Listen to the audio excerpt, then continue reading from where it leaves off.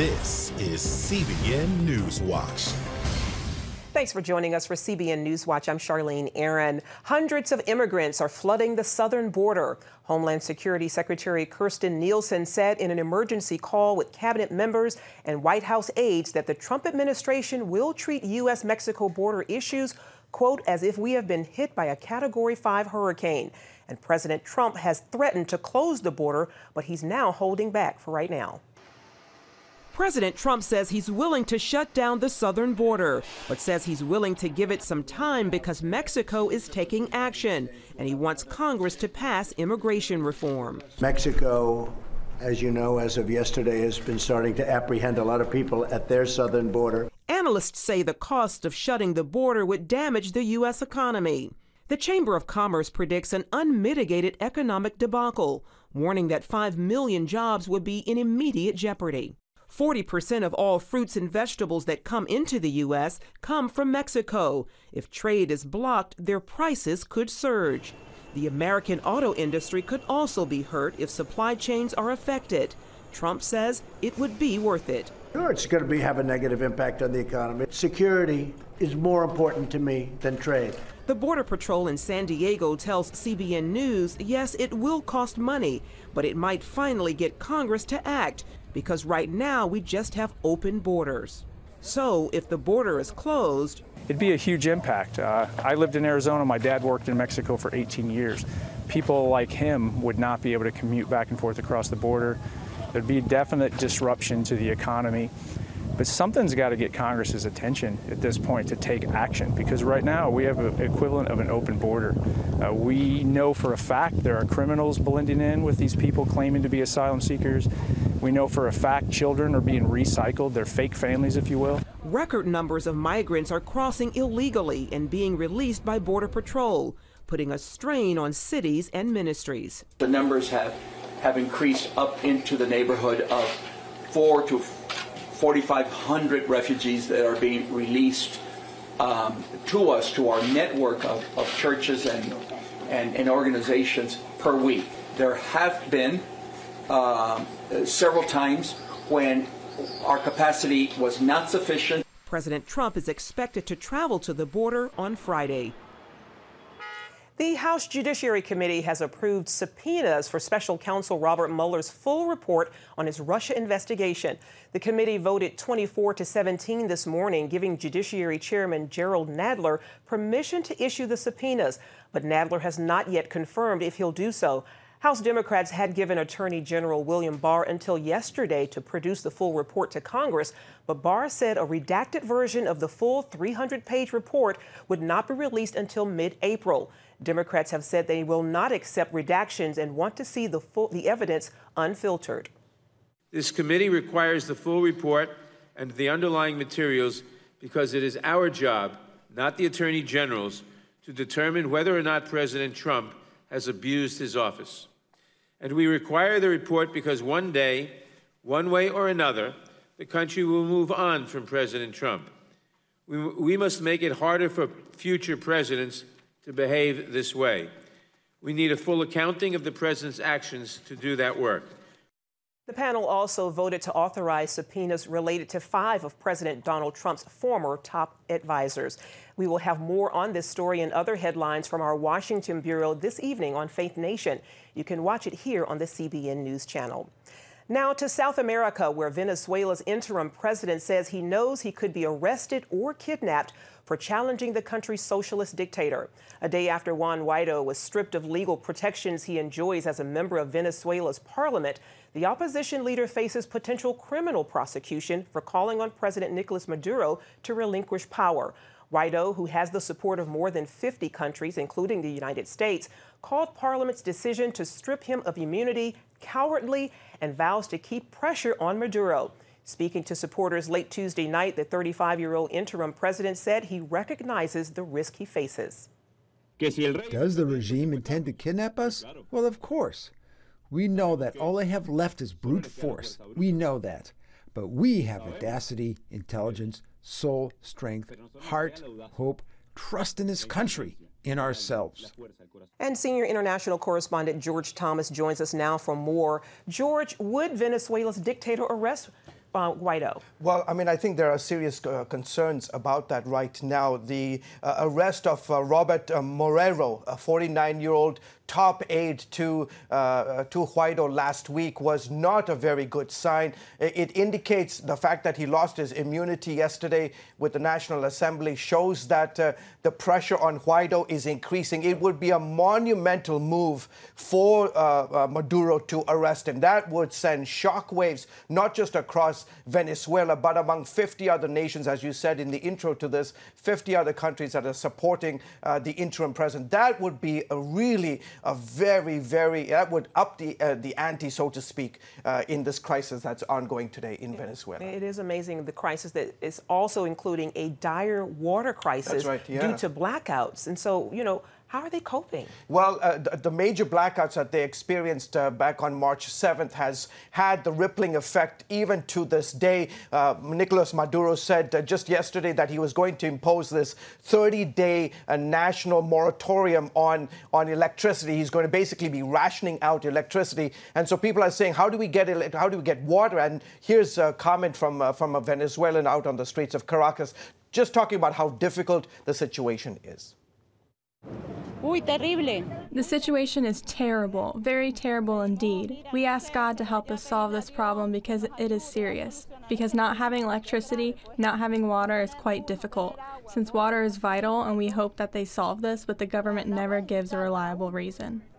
So it's really, really difficult. You know, just imagine you don't have basics just like water and electricity. On top of that, the ongoing political chaos just makes the thing all the more difficult. Well, days after President Trump told Russia to get out of Venezuela, the Russians just opened a military center right in the country. I know, pretty wild, right? Yeah. In fact, they delivered. What the Russians are saying is that they opened up this training center to help Venezuela's pilots learn how to fly Russian helicopters. In fact, this is footage that you're seeing of the center in Moscow where they are building these new helicopters and they're going to be delivering them to Venezuela. You have to keep in mind, Venezuela is a huge trading partner for Russia. The Russians do not want to see Maduro go. They're supporting him. So is Cuba, China, Iran, all of the bad actors that we're all familiar with.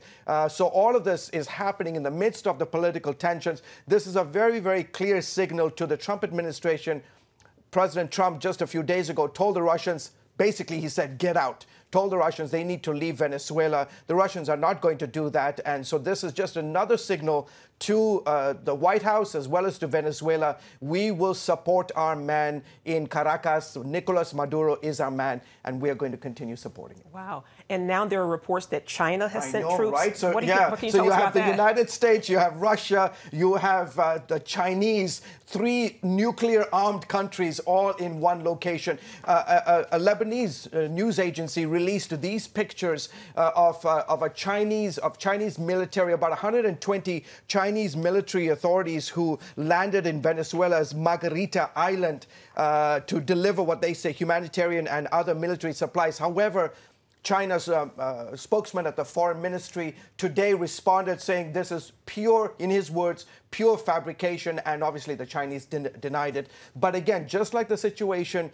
with the Russians, the Chinese are heavily invested in Venezuela. Their man is Nicolas Maduro. They have told the United States, please do not get involved in Venezuela. Leave Maduro. Don't go for a regime change. So here you have characters like the Iranians, the Russians, and the Chinese all involved in this situation, making it all the more complicated. George Thomas, thank you so much for keeping us posted on what's happening. You're most welcome. Thank you so much. Most welcome. Well, the city of Pittsburgh has just approved a measure restricting the use of certain firearms.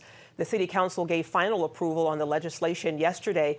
The bill places restrictions on military-style assault weapons like the AR-15 rifle that authorities say was used in the October rampage at Tree of Life Synagogue that killed 11 and wounded 7. Pennsylvania's state law forbids municipalities from regulating guns, and pro-gun activists say they'll sue to block the laws from taking effect. The measure now heads to the mayor, who is expected to sign it. Well, clergy abuse survivors in North Carolina are calling on Catholic officials in the state to release the names of predator priests. Catholic dioceses across the country have released the names of priests involved in sexual abuse allegations, and 2 people who say they survived abuse when they were children say Bishop Peter Jugis should take steps to do so. The victims stood outside the diocesan offices asking for transparency. We give them a chance to, in this case, see the light, do what is, do what is common sense and compassion. They have an opportunity to be compassionate. They have an opportunity to be ethical. Unfortunately, Bishop Drew just hasn't made that decision yet. I believe that we have a mission as survivors to protect the next generation. We can't change what happened to us, but we can change what happens to the future generations. The Diocese of Charlotte released a statement saying that they are reviewing the allegations. The Supreme Court has a chance to decide a big question for the country. Are fertilized embryos people or property? It's a decision that could lead to a change in the state of legalized abortion in America. Paul Strand brings us that story from the Supreme Court. Recent cases involving the fight over the fate of frozen fertilized embryos show another example of our divided nation. For instance, an Arizona court ruled an ex-wife could give birth to her frozen embryos despite her ex's objections, while a Colorado court decided in favor of an ex-husband, stating embryos could be treated like property and thrown away. The U.S. Supreme Court has been asked to take the Colorado case and rule the frozen embryos are persons with a right to life. You may not think it matters whether embryos are considered people, but if the law here in America decides that they are, or even if it decides they aren't, it has major implications. Constitutional law attorney Jenna Ellis warns about a ruling that embryos are mere property. So I think we're getting into very dangerous ethical and legal questions if the court decides to go that way. We are commodifying human life. We are commodifying what it means to be human, and I think that has devastating consequences. David Christensen of the Family Research Council points to the court's 1973 decision allowing abortion. Roe v. Wade and Doe v. Bolton legalized abortion, and now we have 60 million unborn children that have been killed. There's no question about the impact on families and family dynamics and the way we view each other and the way we view unborn children. Ellis says ruling embryos are property could potentially expand to other stages of life. At what point does that arbitrary line go from fertilized embryos at merely the conception stage, then all the way to, say, someone who's in a coma at the end of their life?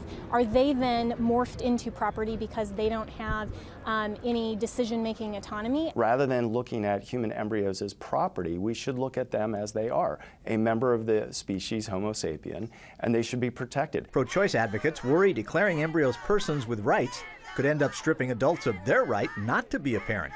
Ellis believes the issue is more fundamental. It's about life itself. This is a really great opportunity for the Supreme Court to recognize that human life is human life, no matter how tiny and small. Could that then shake the so-called right to abortion? We're seeing with advanced technology that human beings are human beings, even in the womb, no matter how small. And I think that Roe's days are numbered, and we're going to see a pro-life win at the Supreme Court very, very soon. Paul Strand, CBN News, the Supreme Court. A reminder to check out our CBN News Daily Rundown podcast with Caitlin Burke. She gives a behind-the-scenes look at a key story in the news every day. You can find it at cbnnews.com on the show tab. Click on its title to listen and subscribe.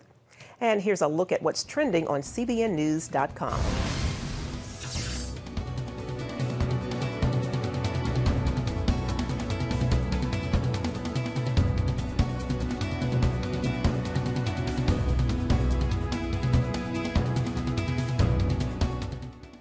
CBN presents The I Wills of God, your path to overcoming fear and anxiety. We're going to talk about some of the incredible promises God has made to His children.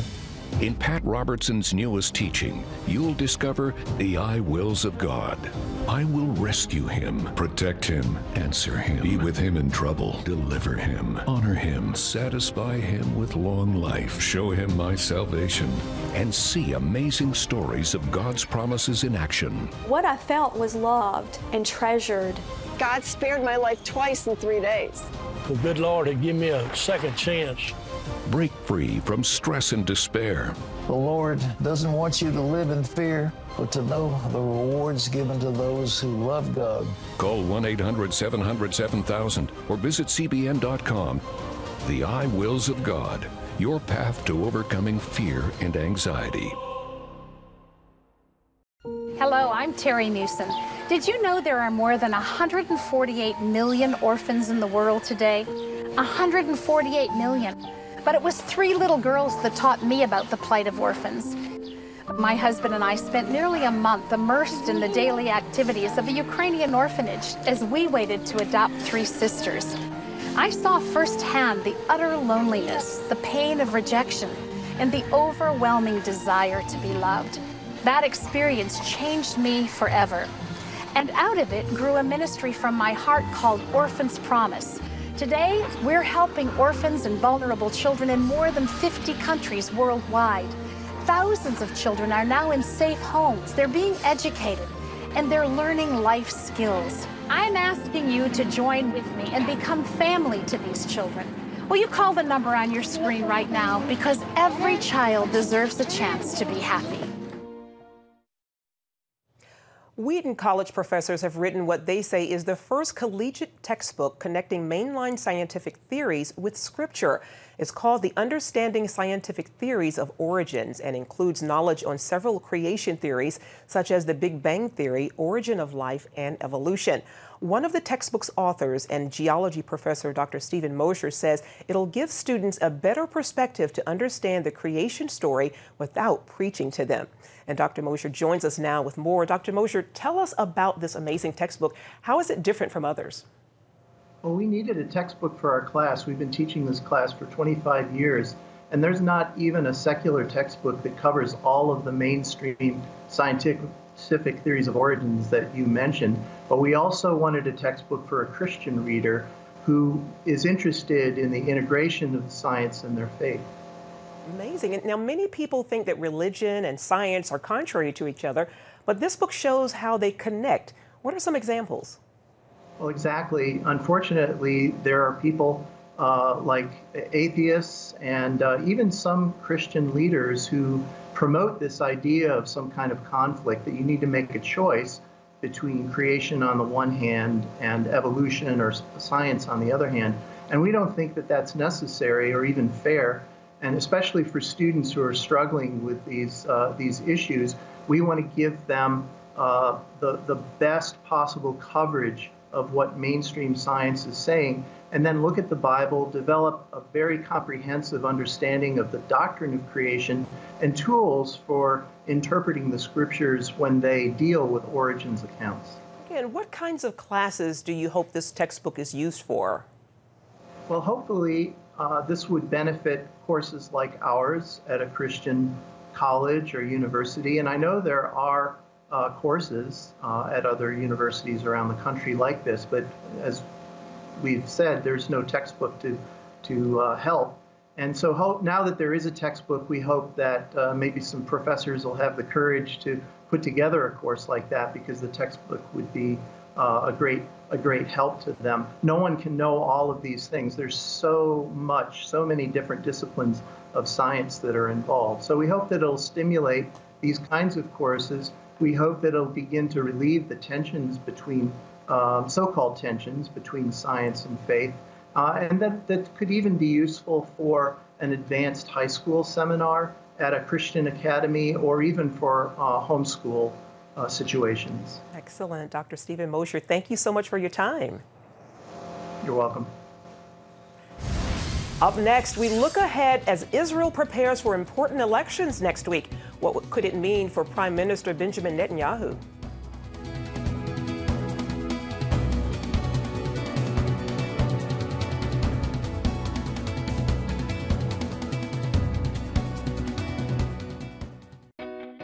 Parents, the Superbook Bible app is a great way to get your child reading the Bible, because in today's busy world, we can use some help.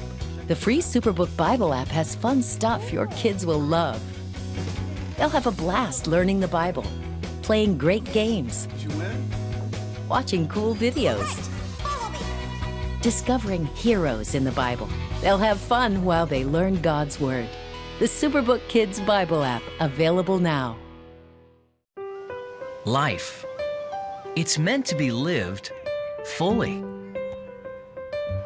Jesus said it. I came to give you life. Life to the fullest. Life in your family. Life in your finances. Life in your body, mind, and spirit. life in your everyday.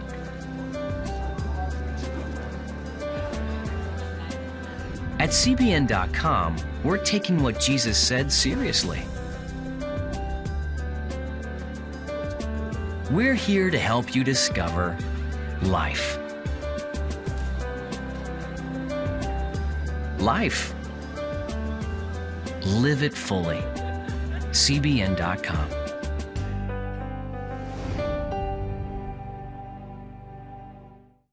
Discover the I wills of God. I will rescue him, protect him, answer him, be with him in trouble, deliver him, honor him, satisfy him with long life, show him my salvation. What I felt was loved and treasured. God spared my life twice in 3 days. The good Lord had given me a second chance. Call 1-800-700-7000 or visit CBN.com. The I wills of God, the latest teaching from Pat Robertson. Israeli voters will go to the polls next Tuesday, where they will decide the political future of Prime Minister Benjamin Netanyahu. They'll choose between his Likud party and a new coalition that's determined to defeat him. John Wagi brings us that story from Jerusalem. Depending on which poll you believe, Netanyahu's party is running a little ahead of or a little behind the new Blue and White Party. It's a coalition led by political newcomer Benny Gantz, former chief of the Israeli Defense Forces. In fact, the Blue and White Party is a notable collection of military and secular leaders. Many of them once served with Netanyahu, but now are his bitter political rivals. They see the pending indictment of the Prime Minister as an opportunity to replace him. Israel's Attorney General announced his intention to indict Netanyahu just weeks before the election. Since then, Likud has risen in the polls. Knesset Speaker Yuli Edelstein is Likud's second in command. He often fields media questions about the pending indictment. Do have to remind us that indictment happens in court. And before that, according to the very old rule, everyone's innocent till proven guilty. And that's the situation of the Prime Minister right now. Pollster Mitchell Barak says even a week before the vote, it doesn't feel like the campaign has started. You know, there's been a lot of mudslinging back and forth, but if you walk around Jerusalem or Tel Aviv or anywhere else, you don't see signs on people's balcony. You don't see signs in their window. Netanyahu has reaped the benefits of his close relationship with President Trump and the visit of Brazilian President Jair Bolsonaro to Israel. Barak recently took an in-depth survey of Israelis and found their support for Trump has skyrocketed to 73%. Trump has fulfilled a dream basket of Israeli wishes, from moving the U.S. Embassy to Jerusalem, to recognizing the Golan as part of Israel, to cracking down on Iran and Palestinian terrorists. So Israelis really, to a certain extent, see that there's a Likudnik, if you will, a Likud person in the White House, and they see that Netanyahu is very, very close with President Trump. Israelis will decide April 9th whether those close U.S. ties will be enough to put Netanyahu over the top. Experts say many, if not most, voters won't even decide until the final 4 days. John Wagi, CBN News, Jerusalem. Coming up, leading up to Easter later this month, a closer look at the miniseries Jesus, His Life, produced by well-known pastor Joel Osteen.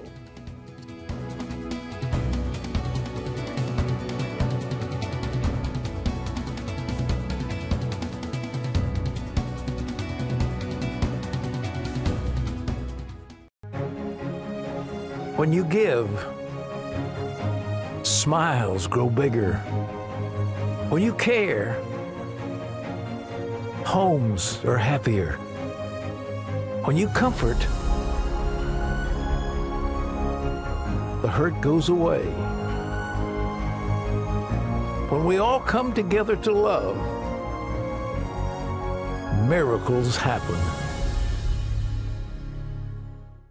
Hello, I'm Terry Newsom. Did you know there are more than 148 million orphans in the world today? 148 million. But it was 3 little girls that taught me about the plight of orphans. My husband and I spent nearly a month immersed in the daily activities of a Ukrainian orphanage as we waited to adopt 3 sisters. I saw firsthand the utter loneliness, the pain of rejection, and the overwhelming desire to be loved. That experience changed me forever. And out of it grew a ministry from my heart called Orphan's Promise. Today, we're helping orphans and vulnerable children in more than 50 countries worldwide. Thousands of children are now in safe homes. They're being educated, and they're learning life skills. I'm asking you to join with me and become family to these children. Will you call the number on your screen right now? Because every child deserves a chance to be happy. Hello? Is this thing on? Hey, kids, do you love games? And do you love discovering things? Well, do ya? Then you're gonna love this. It's the new free Superbook Kids Bible app. You can play games, watch videos, find answers to your questions, and a whole lot more. The new Superbook Kids Bible app. Free downloads available on iTunes and Google Play now. The History Channel is helping us count down to Easter with a new series on Jesus, and Pastor Joel Osteen is executive producer. You can catch him on this evening's episode of Studio 5, and here's a look at Jesus, his life. Believe, you will see the glory of God. Jesus is coming to Jerusalem to say that the current world is wrong and we need to change it. She was the one chosen by God. It would have been difficult for Mary to tell Joseph what happened. Joseph is conflicted. He doesn't immediately believe the story about the Holy Spirit. And then on the other hand, he doesn't want to hurt her. I am with you always, to the very end of the age. You can catch Jesus, his life Monday evenings on the History Channel and hear from executive producer Joel Osteen on tonight's edition of Studio 5 that begins at 9:30 on the CBN News Channel. And that's it for this edition of NewsWatch. You can find more of the issues you care about most at cbnnews.com and catch and watch CBN News programs anytime on our CBN News channel. Plus, tell us what you think about the stories you've seen here by emailing newswatch@cbn.com or talk to us on Facebook, Instagram, and Twitter. We hope you'll join us next time. Have a great day.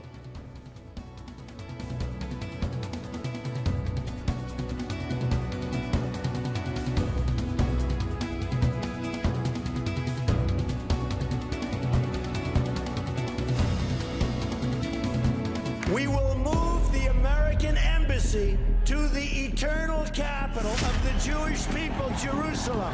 As the nations rage, you can stand with Israel. History is being written, and I want to be a part of it. Call 1-800-700-7000 and get to life. This is our nature as a country. Discover the untold story of how Israeli volunteers are changing the world. We consider it our duty to reach out and help others around the world.